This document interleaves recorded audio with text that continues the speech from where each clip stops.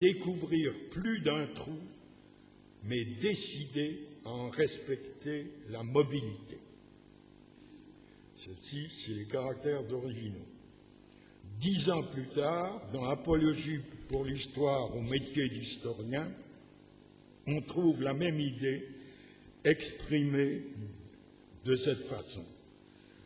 Or, moins exceptionnellement sans doute qu'on ne le pense, il arrive qu'afin d'atteindre le jour, ce soit jusqu'au présent qu'il faille poursuivre, ici comme ailleurs.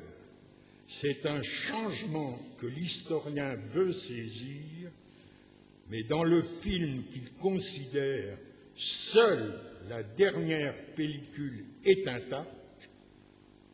Pour reconstituer les traits brisés des autres, force a été d'abord de dérouler la bobine en sens inverse des prises de vue.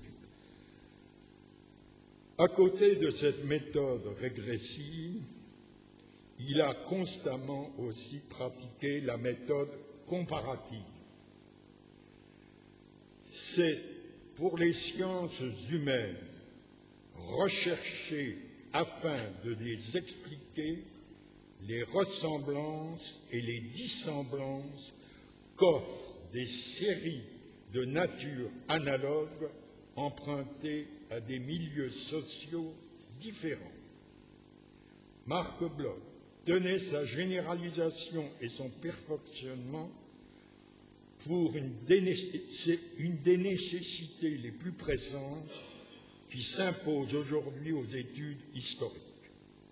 Il considérait que 2 conditions étaient nécessaires pour qu'il y ait, historiquement parlant, comparaison, une certaine similitude entre les faits observés et une certaine dissemblance entre les milieux temporels ou spatiaux où ils se sont produits.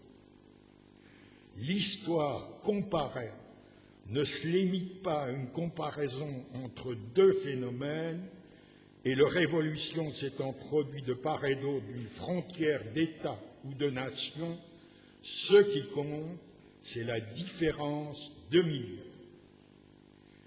2 cas peuvent se présenter.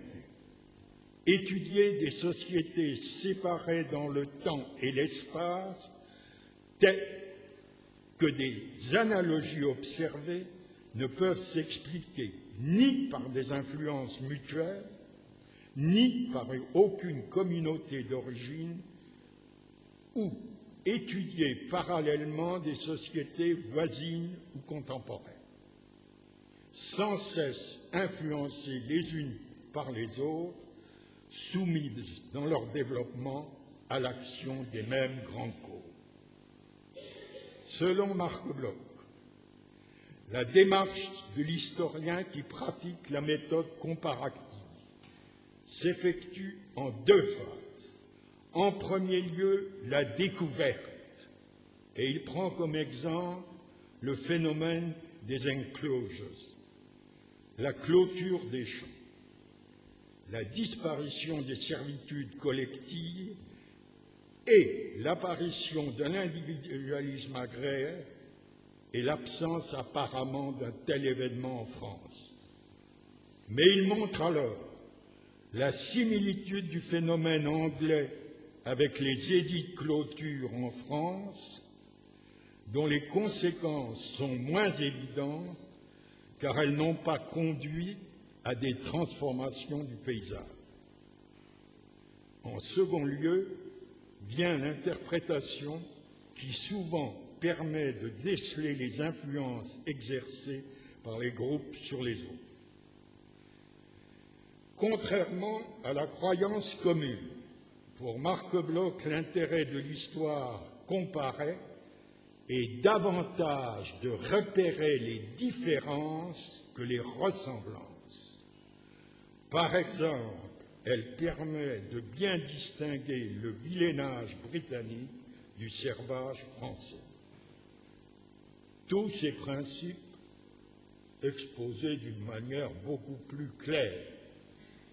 sont développées dans l'article célèbre de la revue de synthèse historique de 1928, reproduisant une communication faite la même année au Congrès international des sciences historiques à Oslo, pour une histoire comparée des sociétés européennes. Dans un article postérieur de 1930, Marc Bloch estime que la méthode comparative permet d'aboutir à 5 résultats qu'il énumère: suggestion de recherche, explication des survivances, interpolation des courbes, recherche des influences, filiation, ressemblance et dissemblance du développement, la poursuite des causes. Une connaissance même superficielle de l'œuvre de Marc Bloch permet de constater qu'il a constamment pratiqué la méthode comparative. Ayant terminé sur ce chapitre, j'aborde le second, c'est-à-dire l'évocation d'une partie de l'œuvre de Marc Bloch.